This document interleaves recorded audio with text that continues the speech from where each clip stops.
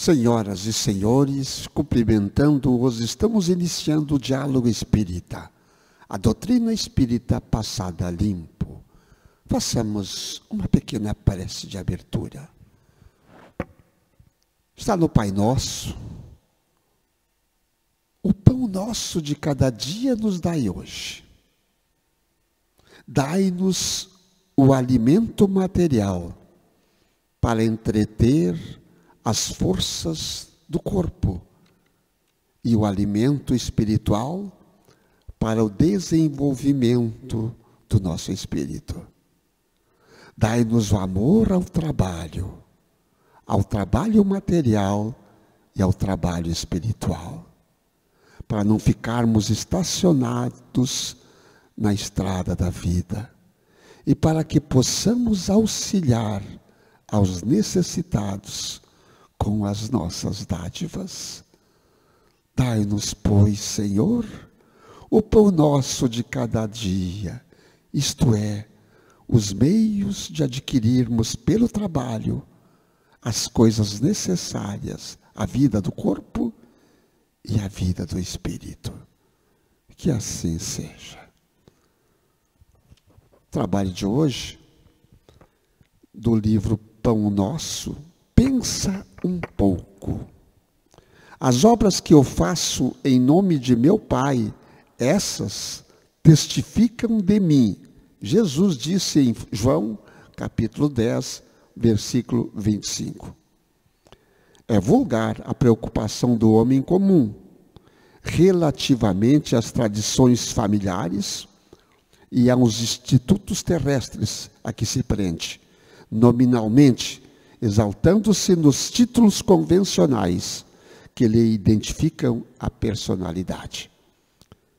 Entretanto, na vida verdadeira, criatura alguma é conhecida por semelhantes processos. A vida verdadeira é a vida espiritual, não esqueçamos. Cada espírito traz consigo a história viva dos próprios feitos. E somente as obras efetuadas dão a conhecer o valor ou o demérito de cada um. Com o enunciado, não desejamos significar que a palavra esteja desprovida de suas vantagens indiscutíveis. Todavia, é necessário compreender-se que o verbo é também profundo potencial recebido da infinita bondade, como recurso divino, tornando-se indispensável saber o que estamos realizando com esse dom do Senhor Eterno. A afirmativa de Jesus nesse particular reveste-se de imperecível beleza. Que diríamos de um Salvador que estatuísse regras para a humanidade sem partilhar-lhe as dificuldades e impedimentos? O Cristo iniciou a missão divina entre homens do campo, viveu entre doutores irritados e pecadores rebeldes, uniu-se a doentes e aflitos, comeu o duro pão dos pescadores humildes e terminou a tarefa santa entre dois ladrões. Que mais desejas? Se aguardas vida fácil e situações de evidência no mundo, lembra-te do Mestre e pensa um pouco. É de pensar, né, irmã Ângela? Com certeza, irmã Antônia, é de pensar. E no Evangelho segundo o Espiritismo, no capítulo 5, no item 26, as provas voluntárias do verdadeiro cilício. Cilício, sacrifício voluntário, martírio a que alguém se submete com resignação. Jesus foi exemplo disso. Jesus se submeteu com resignação à obra que ele veio. E nesse capítulo fala assim: vos perguntais se é permitido diminuir o rigor das próprias provas. essa questão faz lembrar estas outras. É permitido aquele que se afoga procurar se salvar? Aquele que se espetou num espinho, retirá-lo?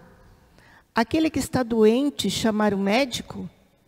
As provas têm por finalidade exercitar a nossa inteligência, tanto quanto a paciência e a resignação.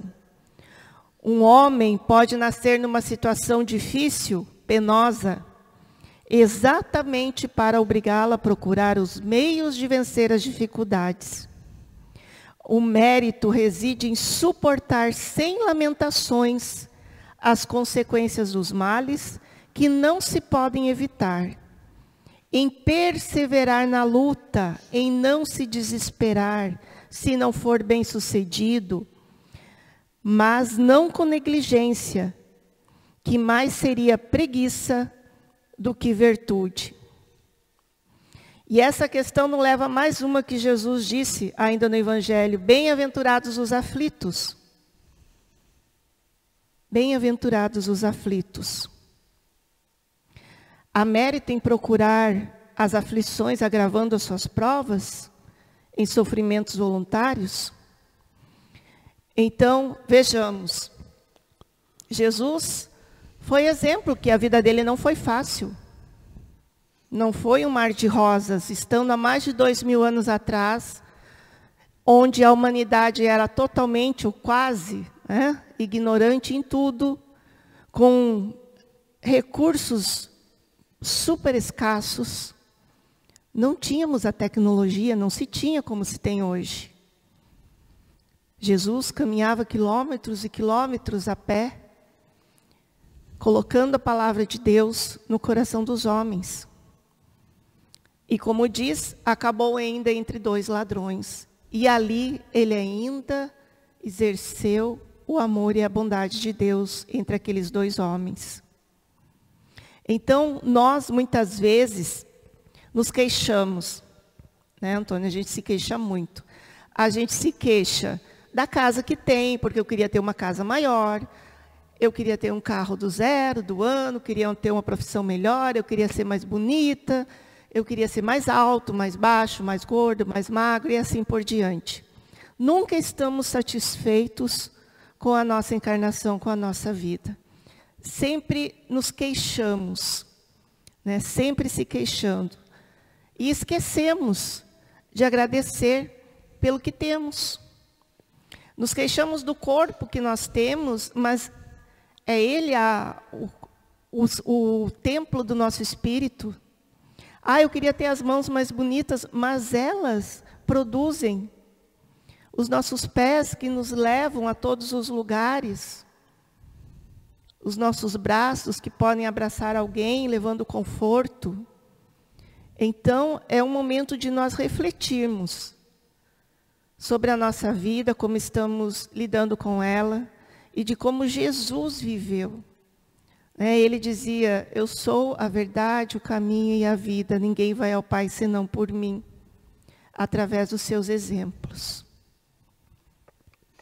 Mas eu diria assim, nos dias que vivemos, o dia ainda muito materialista, a sociedade ariana, nós somos a sociedade ariana do mundo, do planeta praticamente, porque as outras raças, digamos assim, se fecharam como uma concha e a raça ariana tomou conta do mundo.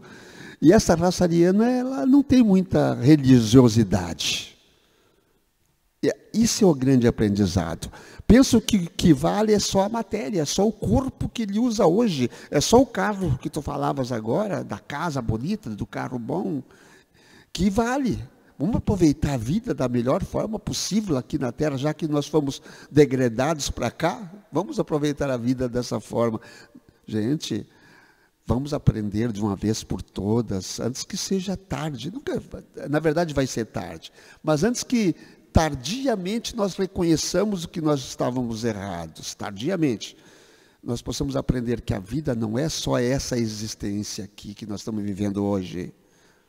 Nós somos seres milenares, criados simples e ignorantes, com a essência do Pai, a sua imagem e semelhança. Há milhares e milhares de anos temos centenas e centenas de encarnações aqui no planeta Terra. Centenas e centenas. Todo dia nós damos um passo para aprender mais.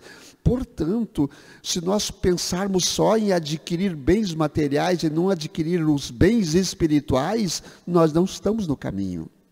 E aí, por isso que esses bens materiais que nos levam, por exemplo, ao suicídio. Suicídio que acontece todo dia, em todo o planeta, praticamente a cada 40 segundos, e essa estatística ainda não mudou, eu não sei se não está piorando, um se suicida. Cada 40 segundos, um se suicida no planeta. Por que ele comete suicídio? É porque ele pensa que, esse ser pensa que vai morrer, que não vai ter mais nada na sua frente, que o sofrimento vai acabar, que não tem mais existências, que a vida terminou para ele, por um problema passional, por um problema material, por uma tristeza aguda, por uma depressão grave, ele tira a sua própria existência atual. Vai ter 300 a 400 anos para recuperar outra vez e recomeçar. Vai ter que ser um recomeço, isso sim. Deus sempre dá uma nova oportunidade aos seus filhos, porque Deus não castiga, Ele é misericordioso. Portanto, pensa um pouco. O que Jesus passou? Ele viveu no meio dos pescadores, ele viveu no meio dos estropiados, dos doentes, dos leprosos, ele ficava no meio dos leprosos. E também viveu no meio dos doutores. Ele esteve em todos os lugares. Em tudo ele estava. Ele teve o aprendizado, que ele não precisava aprender nada, mas mostrando o aprendizado que nós temos que ter aqui no planeta Terra, em todos os setores. Nós não podemos viver enclausurados. Não, eu não vou nem olhar, porque senão eu vou entrar. Não. Temos que viver em todos os setores, mostrando, exemplificando Jesus. E lembrando que Jesus foi o ser mais evoluído que esteve entre nós. Ele já estava ali na sua angelitude e desceu à terra, como disse o Antônio, vivendo entre os estropiados, entre os ladrões, entre aquele povo sofrido, mas também entre os doutores da lei. Como o irmão Antônio falou, é muito, muito certo isso. Nós temos realmente que conviver mais em sociedade, né? Não temos que ter medo. Temos sim que cuidar do nosso orgulho, né? Não deixar o ego falar mais alto. Porque o que acontece? Eu sou da família tal, meu pai era doutor isso, minha mãe doutor aquilo. De repente acontece algo na tua vida e você se desespera. Mas como que uma pessoa, como o Antônio falava em suicídio, como uma pessoa toda instruída, com instrução, uma família de bem, cometeu um erro desse? O que faltou para ela? Sem julgamentos, né? Sem julgamentos. O que faltou? Faltou Deus. Faltou o amor, esse amor universal que nós falamos tanto. Faltou o conhecimento da moral cristã, o desenvolvimento da religiosidade. Religiosidade, quando eu falo, não é uma religião, né? A religiosidade do Cristo dentro de si. Porque se ela tivesse isso, ela iria acalmar a mente. Poderia ficar nervosa, desesperada, mas ia um momento respirar fundo, pedir ajuda aos céus e tentar resolver aquela questão, mas não tirar a sua vida. E, infelizmente, é o que nós vemos nos dias de hoje. Milhares de irmãos que têm o poder na mão se desesperam muitas vezes por perdê-lo e tiram a própria vida. Bem-aventurados aqueles que sofrem. E não é só os pobres, materialmente falando, que sofrem. Em cima do que a Ângela falou, nós podemos dizer isso. Quando eu sou rico monetariamente e eu não sei o que fazer com aquela riqueza, ela se torna um peso. E a depressão está em cima disso também. Eu perco a finalidade da vida. Eu já consegui tudo o que eu queria. Eu estou conseguindo tudo que eu quero. Tudo que eu quero me vem. Eu tenho. Me dão. Eu não consegui pelo trabalho, mas me dão. Se eu consigo pelo trabalho, eu dou muito mais valor. Eu sei de todo o suor que eu passei para receber aquilo lá. Mas há muitos ricos que sofrem mais que os pobres, monetariamente falando. Pensa um pouco. O que nós vamos fazer aqui na terra? Pensa um pouco. Vemos exemplificar Jesus. Jesus não pregou cisânia. Deus nunca pregou cisânia. Nunca pregou divisões. Ele sempre diz que o evangelho dele não seria entendido naquele momento, mas que viria lá adiante um consolador prometido que desvendaria os véus da humanidade. E aí sim, as divisões acabariam. E é o tempo. Já chegou o tempo. Já chegou esse tempo das divisões acabarem.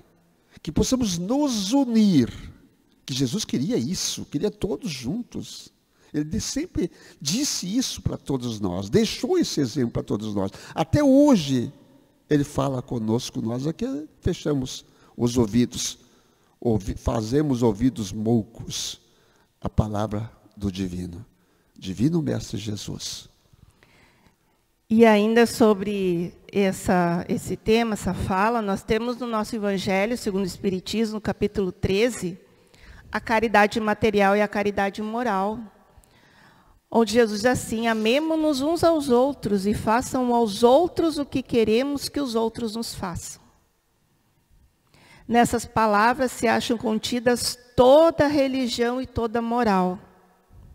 Se elas fossem seguidas aqui na terra, todos vós seríeis perfeitos, sem ódio, sem desentendimento, e eu ainda diria mais, sem pobreza, porque do supérfluo da mesa do rico, muitos pobres se alimentariam, e não veria mais os sombrios quarteirões em que habitei, durante a minha última encarnação, pobres mulheres se arrastando atrás de si, crianças miseráveis carentes de tudo.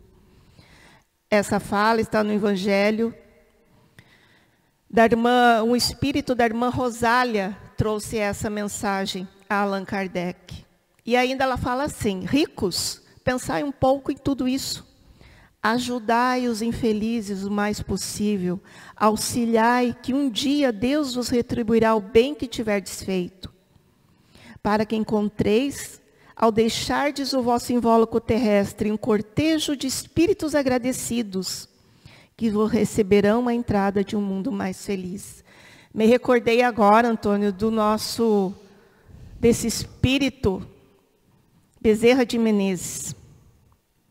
Dr. Bezerra de Menezes, que foi um médico, foi político, esteve, assim como Jesus na época, não a comparação, mas esteve aqui no plano, vivenciando em todas as áreas, na pobreza, na riqueza, auxiliando a todos, pobres, ricos, chegando a vender o seu anel de formatura para pagar medicações na farmácia para que as pessoas pudessem ter esses remédios.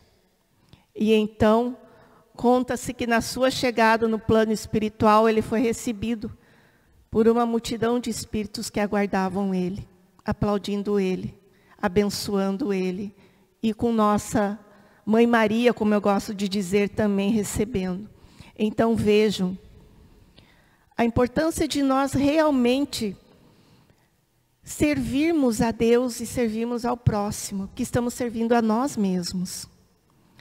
Procurando sim usar, como Antônio disse, da melhor forma possível. O dinheiro não é pecado, não é errado, ele traz o progresso, traz a saúde, a educação, mas saber usar da maneira certa, para o bem, para o nosso bem das pessoas que estão ao redor, para que ele não afete o nosso ego, nos tornando pessoas cegas, muitas vezes, e cometendo atos de loucura, como suicídio, ou tantos outros que nós vemos hoje em dia.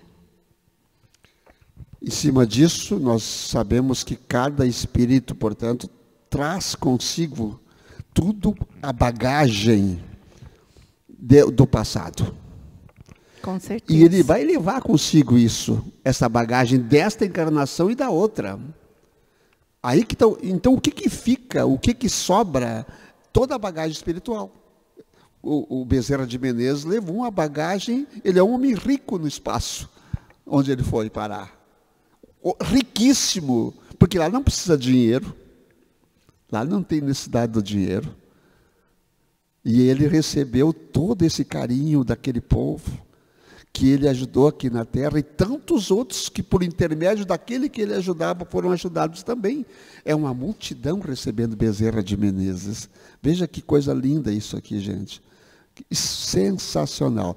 Portanto, nós temos uma bagagem muito grande, muito grande. As obras têm que ser bem executadas, muito bem executadas, porque essa bagagem espiritual ela cresça e nós possamos levar, sim, nada no caixão, mas sim no espírito imortal. Muito se tem falado, como eu disse ontem ainda, eu estava comentando dessa frase: amai, pois, o vosso próximo, amai como vós mesmos. Porque agora já sabeis que esse infeliz que estáis repelindo, talvez seja um irmão, um pai, um amigo que estamos afastando. Como eu disse muito bem o Antônio, nós temos a nossa bagagem das nossas vidas anteriores, que já trazemos para essa encarnação, e nessa encarnação temos essa bagagem desta vida. Então vejam só, uma vez foi perguntado assim, o que fazer para morrer bem? O que é morrer bem? Eu quero morrer, eu quero ir para um lugar bom, eu não quero ficar sofrendo. Então eu disse assim, então viva bem. Porque morrer bem é viver bem. Viver bem essa encarnação, com alegria, com satisfação de estar aqui, procurando o máximo possível, né? Não criar bagagens desnecessárias no nosso corpo espiritual, para que a gente chegue do outro lado com o mínimo de carga possível, espalhando bem, nos tornando pessoas melhores. Mas eu não tenho dinheiro para fazer isso. Não precisa de dinheiro. Não precisa de dinheiro. Isso se faz de diversas formas. Em bons pensamentos, em palavras, em ações edificantes. Né? Já diz nosso mestre, uma boa ação, uma boa atitude com teu irmão, realizada com amor sincero, apaga uma multidão de pecados. Então veja, apaga uma multidão, apaga um monte das nossas cargas que nós carregamos. Então viver essa vida com alegria realmente de estar aqui servindo a Deus, servindo aquelas pessoas, procurando nos entender com aquele familiar que nós achamos difícil, mas que não sabemos a outra existência como fomos com ele. Eu não consigo amar, então respeite, porque o amor se inicia no respeito. Vamos começar a respeitar, a ter indulgência. A indulgência é muito importante. Porque se nós não tivermos indulgência, saber olhar o defeito do outro, das pessoas, com carinho, com amor, o porquê que está agindo daquela forma, porquê que ele veio, gritou comigo daquela maneira, porquê falou assim. E se nós já nos deixamos nos revoltar e afrontamos, o que vai acontecer? Não vamos conseguir perdoar. Não vamos conseguir perdoar. Vamos criar mágoas, ressentimentos, mais cargas, né, Antônio, para a nossa evolução nas próximas existências. Inferindo, quando tivermos dúvidas, se vamos fazer algo ou não, vamos pensar um pouco o que Jesus faria. E aí vamos recordar as lições do Mestre. O que Jesus faria. Irmã Ângela, encerra com a prece, por favor. Sim.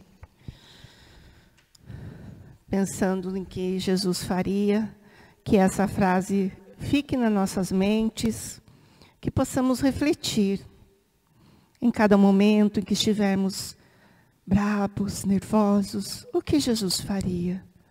Jesus, dobrava os joelhos e orava ao Pai. E neste momento, humildemente nos dobramos a vós, Pai. Deus, Criador do Universo, que a Tua luz, o Teu amor, a Tua misericórdia possa acalmar nossas mentes, nossos corações, as mentes de toda a humanidade, desse lindo planeta Terra, que toda a humanidade, todos os irmãos nos lugares mais distantes recebam neste momento tranquilidade, paz, saúde, alegria de viver. Que cada um de nós sinta realmente a presença dessa luz divina sobre cada um de nós. Obrigada, Mestre Jesus, por tudo que somos, por tudo que temos. Que Teu amor ampare em cada momento da nossa caminhada, hoje, amanhã e sempre. Que assim seja.